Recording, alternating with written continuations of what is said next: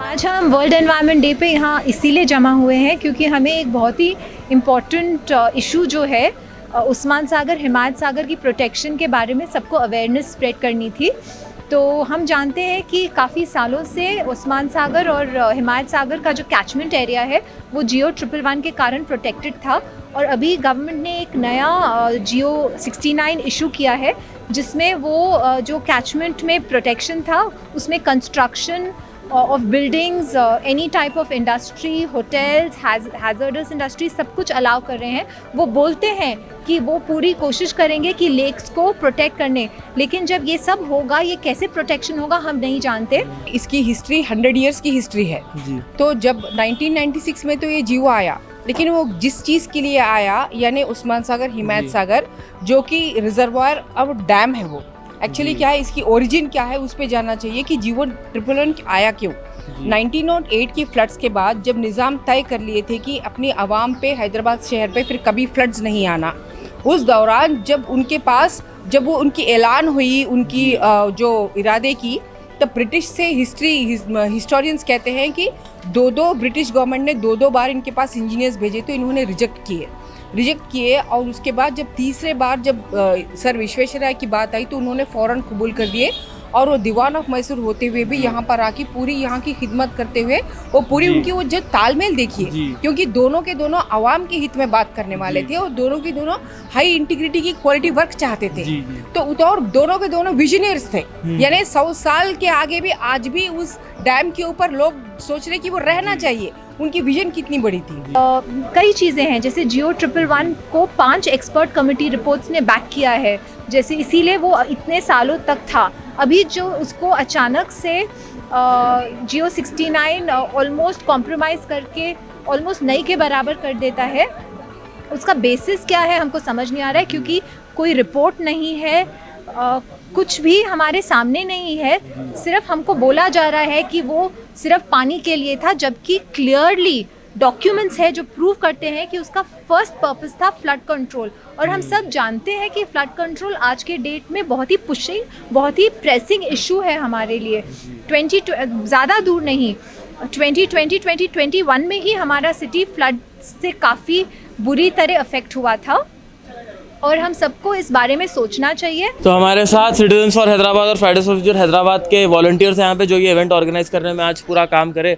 तो भाई क्या है ये इवेंट और किस बारे में है?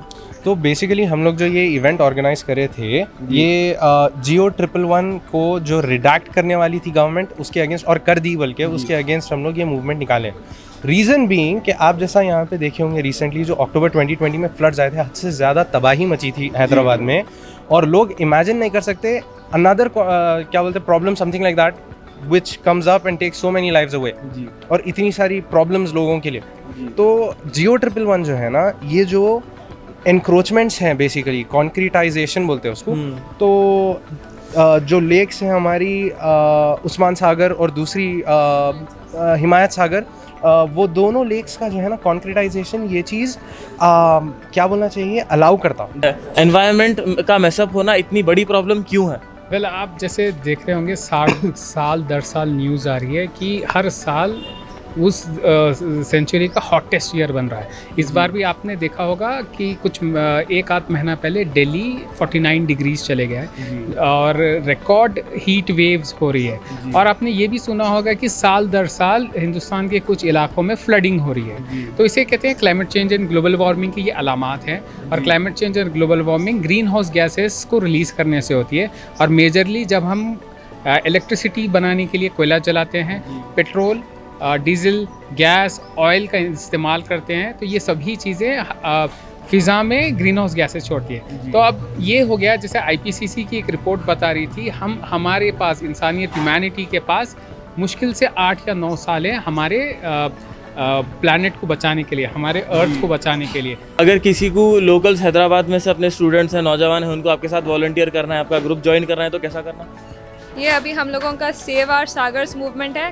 वैसे तो हम लोग FFF Hyderabad, CFH citizens for Hyderabad बहुत सारे ऑर्गेनाइजेशंस है, पर ऑल दीज ऑर्गेनाइजेशंस पूरे लोग अभी पर्यावरण की सुरक्षा के लिए काम कर रहे हैं। तो अभी के लिए ये सब लोग एक मूवमेंट बन गए और अभी के लिए जो इमीडिएटली हमको काम करना है हिमायत सागर और उस्मान सागर को बचाने के लिए, बिकॉज वो लोग 84 विलेजेस को ड्रिंकिंग वाटर सप्लाई करते हैं एंड वो सब इग्नोर हो रहा गवर्नमेंट से। तो ये चीज़ हमारी इमीडिएट कॉज है, हर कोई इसमें यूनाइट हो रहे। तो हम लोग का इमीडिएट अभी बना मूवमेंट, उसका नाम सेव आवर सागर्स है। एंड आप लोग को अगर हम लोग के साथ वॉलंटियर करना है, जिसकी हमको बहुत ज़रूरत है, दैट इज़ आप जाके वेबसाइट पे रजिस्टर करिए अपने आप को। पहले तो आप पेटिशन साइन करिए और आप ट्वीट करिए एक्शन जो डिसीजन मेकर्स है उन लोगों को क्या बोलते हैं, हम लोग करे वैसा, हम लोग जाके उन लोग को बोले वैसा। तो ये थी हमारी आज की रिपोर्ट वर्ल्ड एनवायरनमेंट डे पे जो लामाकान पे ऑर्गेनाइज हुआ था। अगर आपको ये वीडियो अच्छी दिखी तो please like share and subscribe to the Siyasat daily. This Usama Hazari signing of.